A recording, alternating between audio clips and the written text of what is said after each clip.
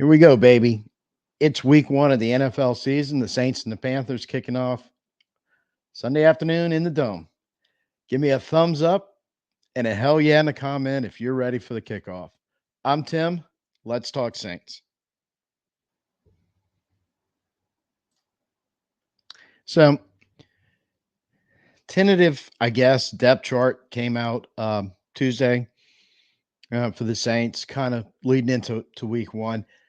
Kind of looked at it, thought there was a little kind of useful stuff in there, but for the most part, I don't know right now if it's worth the paper it's written on, honestly.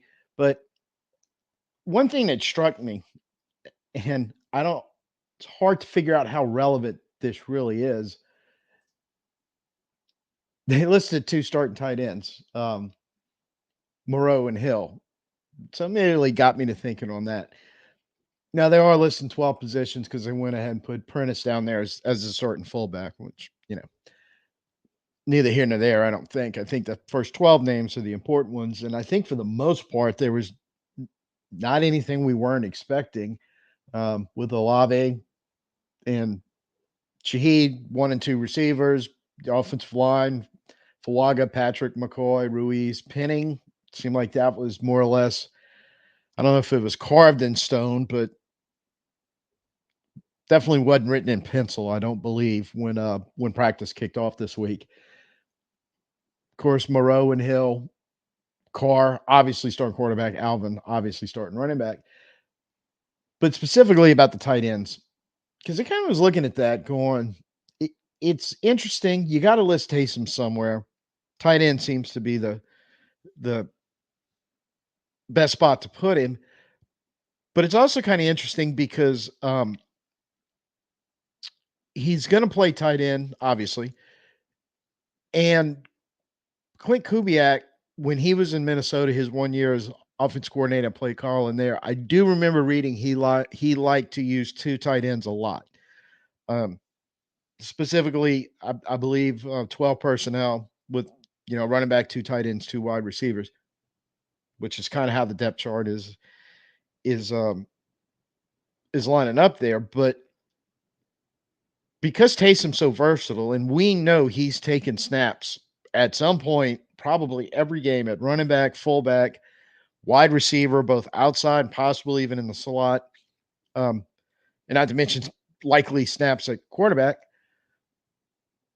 It kind of makes sense to give the impression, I think, of 12 personnel because it's not that hard to say to move to like 11 personnel because basically Taysom goes from tight end to wide receiver. Slot or wide doesn't really matter. And even two personnel because you could go two tight ends, leave Taysom at tight end, and roll Kamara out and split him out wide or put him in the slot somewhere. And it's really like having three wide receivers because we've watched Kamara over the years line up as a wide receiver, run legitimate routes downfield as a wide receiver, and catch the ball. I mean, I was arguing most of last year that outside Shaheed and Olave, obviously, and then when Perry came on late in the year, until that point though, Kamara was the second best or third best wide receiver we had on the team, maybe even the second best. And when Perry showed up, it'd probably been what and what, which one was better than the other at that point. So use him. And I don't think there's any um, fear or not thought of from Kubiak or anything else going, yeah, I'll throw throw Kamara out there as a wide receiver and have him run a dig and throw the ball, have him run an out and up, whatever. Slant, a lot like they use McCaffrey and Frisco. I can see that. So just seeing the list of two tight ends, it just kind of caught me curious. And then I got to thinking about it. Well, you got to call Taysom something. And then going, wait a minute. Doesn't take much movement at all with that group on the field that we're looking at. Sans Prentice listed as the first team fullback. That group on the field for Taysom to take three steps in any direction wherever you got them lined up, and suddenly you've went from 12 to 11 to 2 to, and there's many more combinations you could run out of this, especially if you pull Moreau off and you go Juwan Johnson as more of an extra pass catching tight end. The options are kind of limitless. That to me is kind of exciting to see at this point. Just or not to see. We haven't seen it yet, but to think about something as simple as that can cause a lot of chaos. And we get to the last segment. We're going to talk about a lot of chaos possibly going back and forth on Sunday's game. Something to look forward to, right? Looking at the defense again, I don't think there's anything that pops right out other than the fact that I don't think this one is really worth the paper it's written on because right now they're showing Colin Saunders, a starting defensive tackle. Not to say that he shouldn't be or he's whatever, but other than the fact that it really sounds like the calf issue is a problem and he's likely not to play on Sunday. He'll probably be one of the inactives when they uh, for the game. So, but who knows? But that may be over exaggerated, or he may be recovering faster, and he could play Sunday. So, still speculation at this point. It's going to show three linebacker. I really wonder how much three linebacker we're actually going to play. I suspect a lot of it, but it's not something we've done really in the past a whole lot.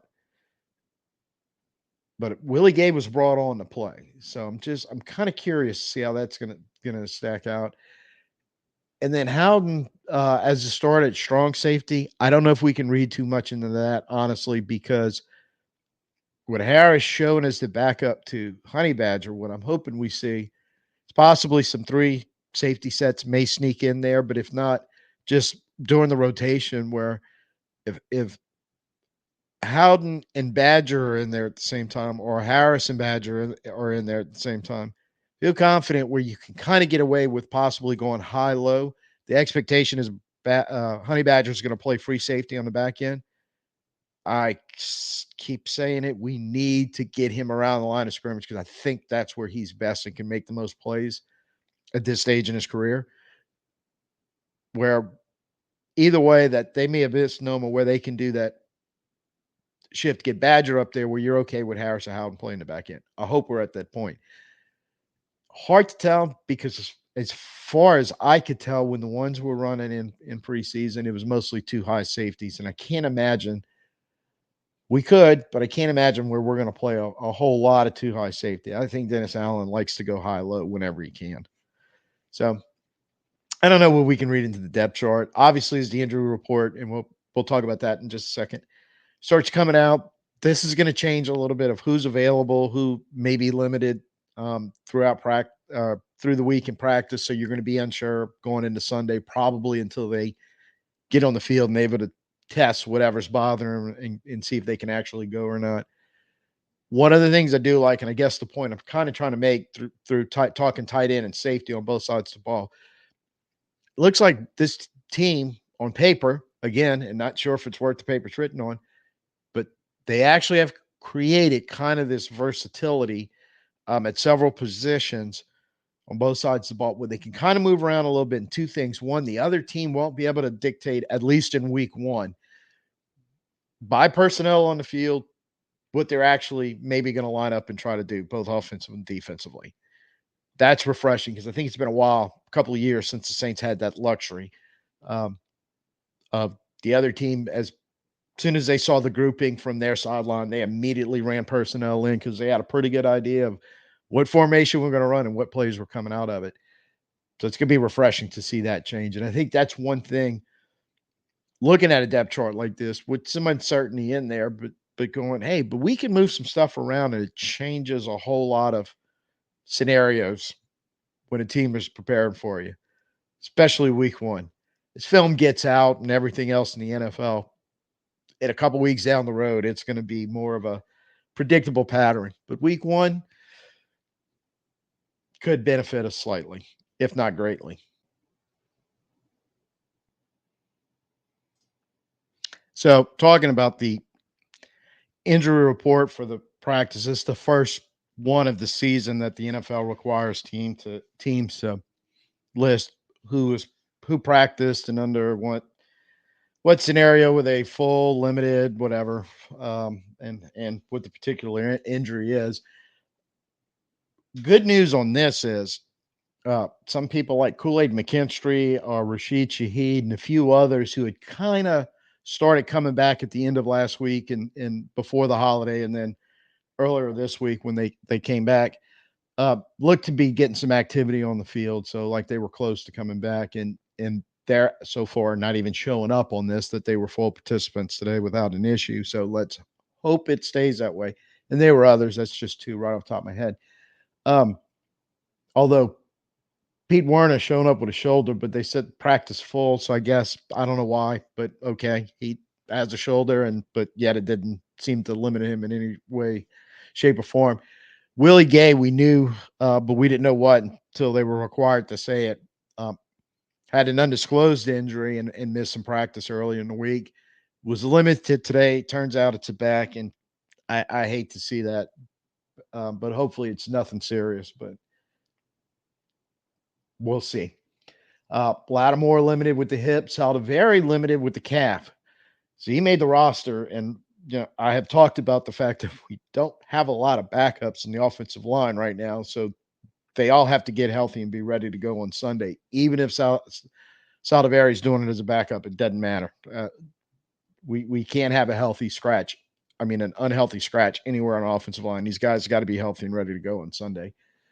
In the den practices was Jalen Ford, Dallin Hooker, DeMarco Jackson, and Kalen Saunders, who we just talked about going. I don't know how good Sunday's going to look. I think he's going to have a little bit of turnaround in the next 2 days. Definitely get on the field Thursday or Friday. So we'll see.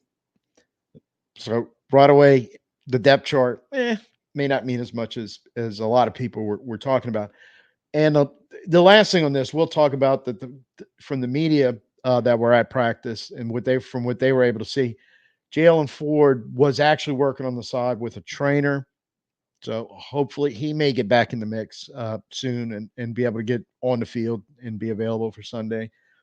And Dallin Hoker was seen, but he was just on the sideline observing. He didn't appear to be working with anybody or doing anything. So, but he wasn't in the trainer's room getting worked on. So, don't really know what that means. But I again, maybe we can start to see him come back on a limited basis in one of the next 2 days, and possibly he'll be ready to go for Sunday.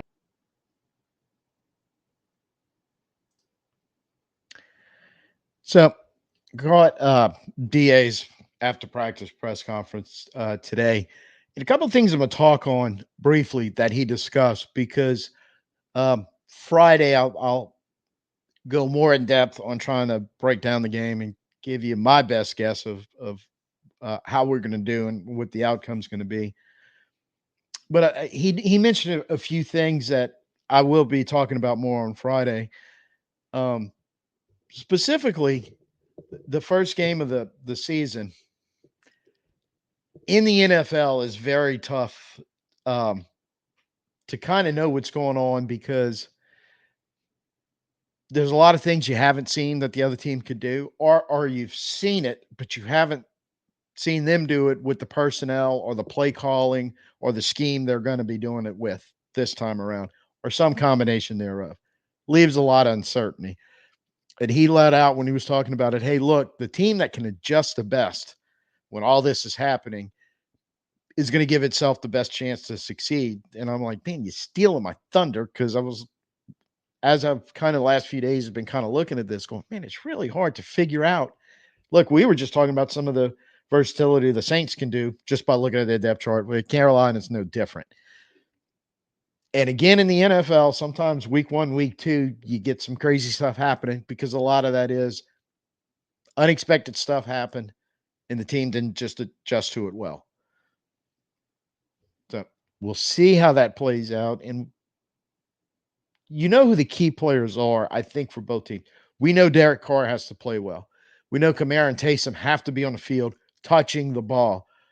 Olavi and Shaheed have got to be making plays, catches, and plays, either yards after the catch or making catches downfield. I mean, that's a given. Offense has to be better than it was the last couple of years. It has to move the ball. It has to score points, preferably touchdowns. Defensively, we know we're going to be pretty good. As long as everybody's healthy and out there, we can we can throw some stuff at, and again, we have a little more versatility that we've talked about. We a couple more options and stuff. DA has it. He even mentioned in the press conference about when they played Oakland. He said 2015, 2016. I think it was 2016. I was in the dome for that game for the first game of the week one when they came in, where we had a lot. Derek Carr against Derek Carr, I'm pretty sure. Uh, we had kind of stymied that offense at first. And he mentioned specifically, hey, we had shown an odd man front at all in preseason or very much the year before, but we had decided we wanted to do that with the players we had available. And he said it gave them problems early. We had very good success with it because they struggled a little bit to adjust and pick it up at first. He said, but once they did, they got their offense rolling and, you know, kind of may have to go back a little bit more, which you're designed to do. But that was back in the days where the Saints defense did kind of do stuff like that. And looking at, kicking Cam inside, or if you want to go like we talked about, the real heavy with all those, if everybody's healthy on the defensive interior, where you can go heavy look with Brzee at one of the ends going, man, we're trying more to stop the run with a heavy front. And you can do that a little bit in that 3-man look that the Saints used to do. Sheldon Rankins was the Brzee guy. He was basically kicking outside, playing, in effect, the defensive end on the inside. Um, so if that flexibility comes back around, that's something the Saints have not shown in years. So personnel is different. And that may be even something that Canales is thinking about going, oh, we got to be careful with that because they used to be able to do that. Look at their personnel. But for the most part, it's going to be different personnel from the 2017, 2018, 2019 when we were doing that stuff. And that's what this boils down to, because the flip side of that for Carolina is definitely true. Um, more or less the same players, more specifically Bryce Young, coming off his disastrous rookie year. Their offensive line has made some upgrades. They brought in a few. Actually, they've changed a lot of players on their defense, but a lot of new faces coming in. Ashawn Robinson, Jadeveon Clowney, Josie Jewell. Some pretty good football players, especially in the front seven. Probably going to be able to stop the run a little better than they did last year. And I think Clowney's just there to, hey, he's their version of Bryce Young trying to come in and go terrorize quarterbacks and do your thing. So they're not going to look like the Carolina of last year by any stretch. And even it was brought up and asked a couple of times about Canales and Brad Idzik, who last year was the offensive coordinator and quarterback coach in Tampa Bay. Now they're the head coach and offensive coordinator in Carolina. But before that, they had both coached in Seattle. And there's some familiarness there also because we lined up against Seattle a couple of times in the past few years where Canales and Idzik were over there, and I think Canales may have actually been the offensive coordinator. So we've seen kind of versions of both those coaches and what they may actually be bringing to Carolina, but we haven't seen it with those players. And we can't look back at Carolina's roster from last year and compare it to this year because, boy, that would be a huge mistake. I don't know how much better they are than last year and how much better they're going to play as opposed to last year. But I'm just going to leave you with this thought.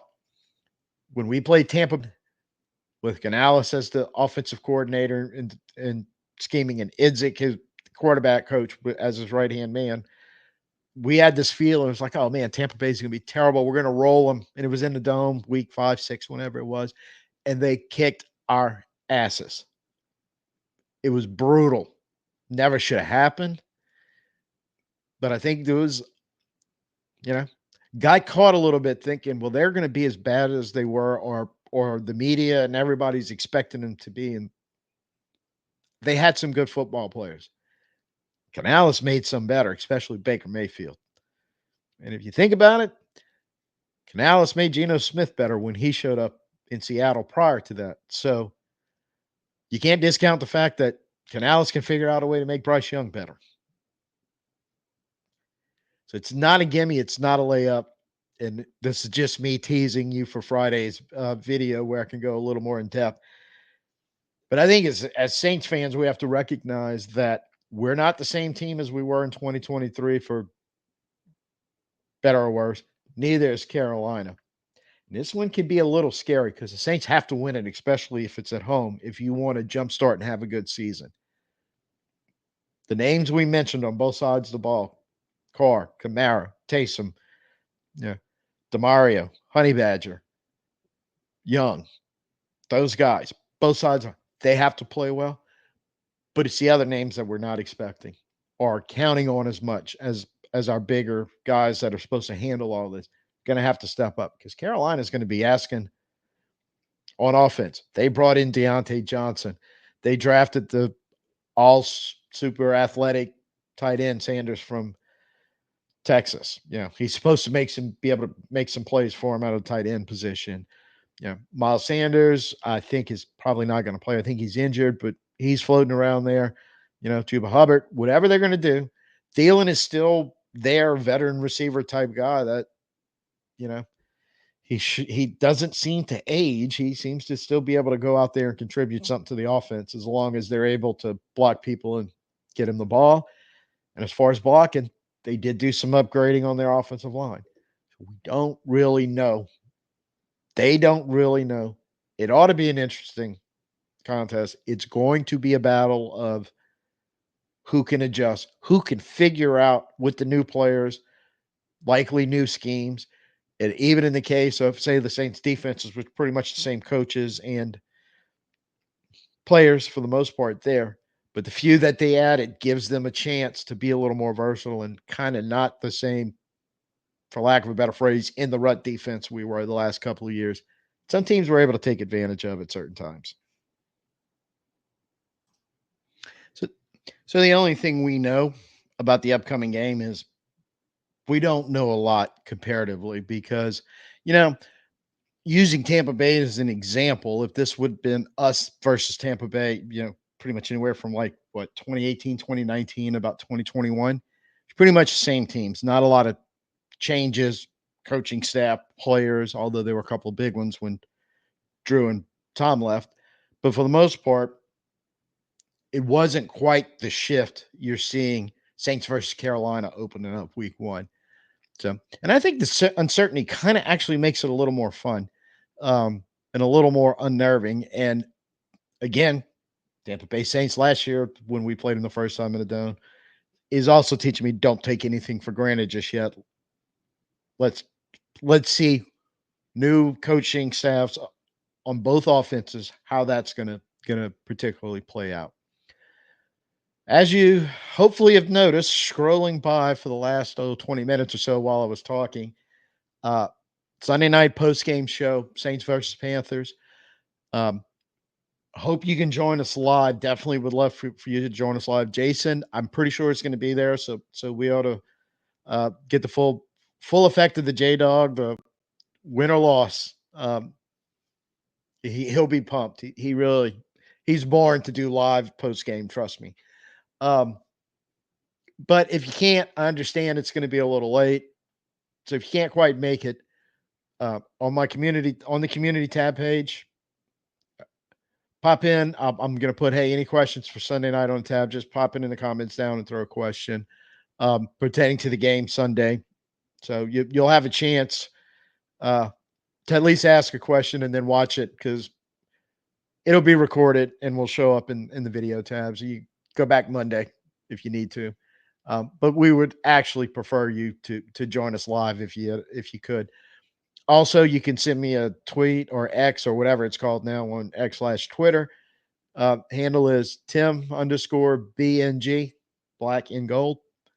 And you can throw a question there to me. And again, for Sunday's game, we can cover it Sunday night. So that's all we got today.